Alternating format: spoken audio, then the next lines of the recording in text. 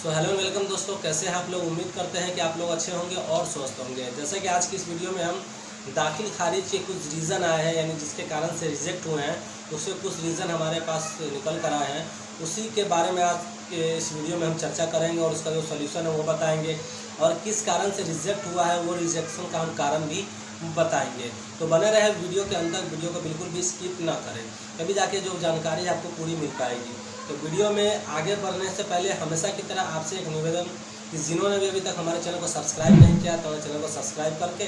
और बेल के आइकन को जरूर से ज़रूर दबा दें, ताकि इस तरह की जो नई नोटिफिकेशन आती है और कोई नई इन्फॉर्मेशन आती है तो मैं आपके साथ शेयर कर सकूं। तो जैसा कि एक रीज़न हमारे पास निकल के आया है कि इस रिजेक्शन में, जैसे कि आपको स्क्रीन पर शो भी हो रहा होगा, इसमें जो लिखा गया है, ठीक है, तो इसको आप ध्यान से पढ़ सकते हैं। इसमें बताया, इसका जो रीज़न जो बताया गया है, इसमें बताया गया है कि जो दाखिल खारिज बंटवारा के लिए, जो दाखिल खारिज के लिए आवेदन किया गया था, उसमें उस जमाबंदी में कम भूमि है। यानी जिस जमाबंदी का हम बंटवारा करने के लिए ऑनलाइन किए हैं, इस चीज़ को आप ध्यान से समझें कि जिस जमाबंदी का हम बंटवारा करने के लिए ऑनलाइन किए हैं वो जमाबंदी में ज़मीन कम है, और बंटवारा का जो शेड्यूल बना है उसमें ज़मीन यानी भूमि जो है वो ज़्यादा बताई गई है, ज़्यादा करके ऑनलाइन किया गया है, और कोई साक्ष्य भी पेश नहीं किया गया है कि हाँ यह ज़मीन आपकी ज़मीन जो हमारी है इतनी ही है, जिसके कारण से ये जो दाखिल खारिज है ये रिजेक्ट कर दिया गया है। तो अगर ऐसा कोई रीज़न आपके साथ भी फेस हो रहा है तो आप क्या करें, सबसे जितना आपके जमाबंदी में ज़मीन हो उतना ही का दाखिल खारिज के लिए आप, यानी जो भी अगर बंटवारा है तो भी, या फिर नॉर्मल सेल परचेज का दाखिल खारिज आप कर रहे हैं तो भी, तो जितना आपके पास ज़मीन उपलब्ध हो जमाबंदी में, यानी पूर्व के जमाबंदी में, उतना ही का दाखिल खारिज के लिए आप ऑनलाइन करें। हमेशा ये ध्यान रखें। अगर आपके पास ज़मीन ज़्यादा है, यानी कब्जावारी में ज़मीन ज़्यादा है और जमाबंदी में कम लिखा गया है, तो कोई प्रूफ आपको देना पड़ेगा, कोई लीगल प्रूफ आपको ऐसा देना पड़ेगा जिससे साबित हो सके कि इतना जो ज़मीन है जमाबंदी में और जो आप के जो मतलब कब्जावारी में है ये ज़मीन भी आप ही कहता है, उसको कोई लीगल प्रूफ आपको देना पड़ेगा हर हालत में, तभी जाके जो आपका जो दाखिल खारिज है वो पूर्णतः रूप से हो पाएगा। और बिहार में जितने भी दाखिल खारिज हो रहे हैं, जैसा कि आप सभी को मालूम है कि दाखिल खारिज में बहुत सारे करप्शन हो रहे हैं, बहुत सारे ऐसे कर्मचारी हैं, बहुत सारे ऐसे ज़िले हैं जहाँ पर बिना घूस के, बिना घूसखोरी के और बिना घूस के किसी तरह का कोई काम हो नहीं पा रहा है। तो आप इस चीज़ को ध्यान रखें, घूसखोरी से हमेशा बचें और लीगली तरीके से अपने सारे दस्तावेज को पेश करें। अगर आपका सारा दस्तावेज ठीक है और जितने भी पेपर आप अटैच करके पेश कर रहे हैं वो सारा ठीक है, तो आप लीगली तौर पर अपना जो दाखिल खारिज है वो नॉर्मली से करा सकते हैं, इसमें कोई दिक्कत आपको नहीं आएगी। फिर भी किसी तरह की कोई परेशानी आ रही है, सारे साक्ष्य यानी सारी कागजात जो ओरिजिनल पेपर है आपके सारा पेश करने के बाद भी आपका दाखिल खारिज रिजेक्ट कर दिया जा रहा है, तो सबसे पहले रिजेक्शन का कारण समझे कि किस वजह से, किस कारण से हमारा जो दाखिल खारिज हमने ऑनलाइन किया था वो किस कारण से रिजेक्ट किया जा रहा है। पहले इस चीज़ को पूरी तरीके से आप समझें, उसके बाद आगे की प्रक्रिया करेगा। अगर आपको रीज़न समझ में नहीं आ रहा है, जैसे कि आपने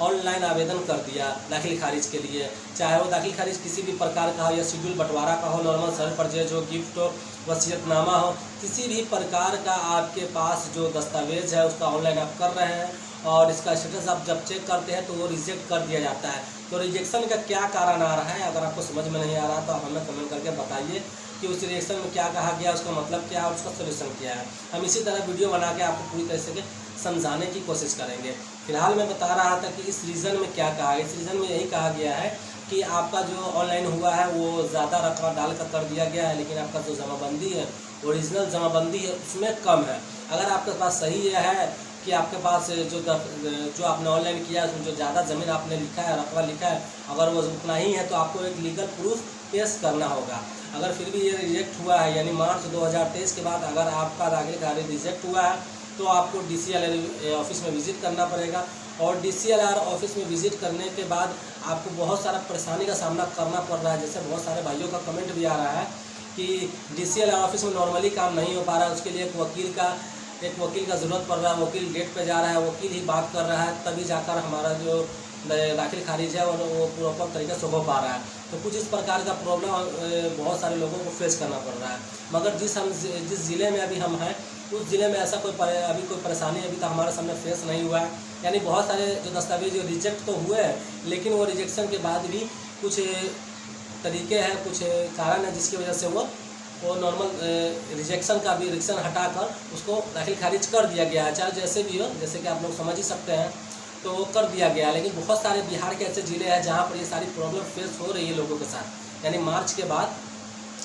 बाद ये सारी प्रॉब्लम फेस हो रही है बहुत सारे लोगों के पास। तो ऐसा कोई प्रॉब्लम आपके पास फेस आ रहा है, किन्हीं भाइयों ने अगर फिजिकली जाकर तो अपना जो रिजेक्शन है वो DCL ऑफिस में अगर हटाया है तो क्या क्या प्रोसेस आपके साथ हुआ है और किन किन स्टेप को आपको करना पड़ा है, कौन कौन स्टेप आपने किए हैं और कितना दिन का समय लगा है। अगर आपके साथ ऐसा कुछ फिजिकली हुआ है तो आप हमें कमेंट करके शेयर करें, ताकि हम ये जो जानकारी है लोगों तक पहुंचा सकें, क्योंकि अभी तक कोई ऐसा केस हमारे साथ नहीं हुआ है जिससे कि हम आपको बता सकें। और फिजिकली कोई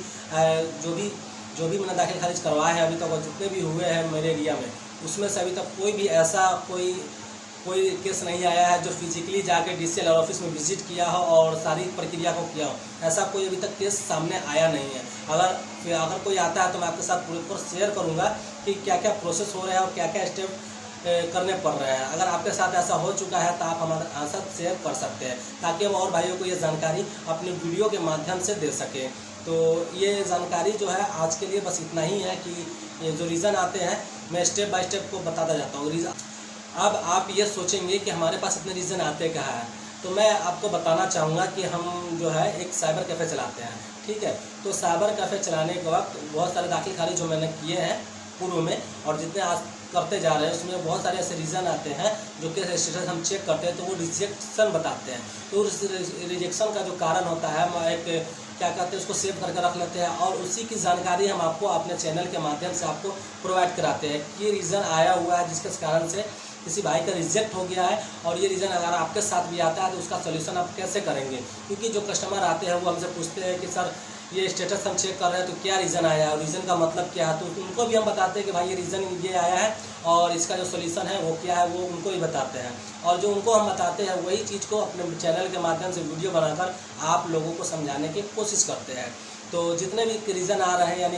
रोज़ जब भी हम अपने शॉप को खोलते हैं और कोई भी ऐसा कोई केस आता है तो हमको बताने की ज़रूरत पड़ती है कि नहीं ये वीडियो बनाकर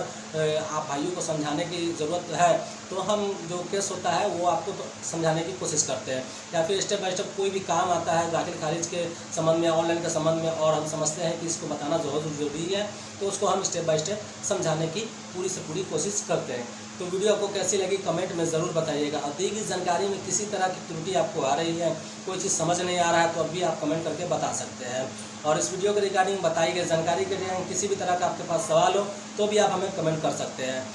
तो मिलते हैं अगली वीडियो में एक नई इन्फॉर्मेशन के साथ। तब तक के लिए आप सभी का वीडियो देखने के लिए बहुत बहुत धन्यवाद। जय हिंद।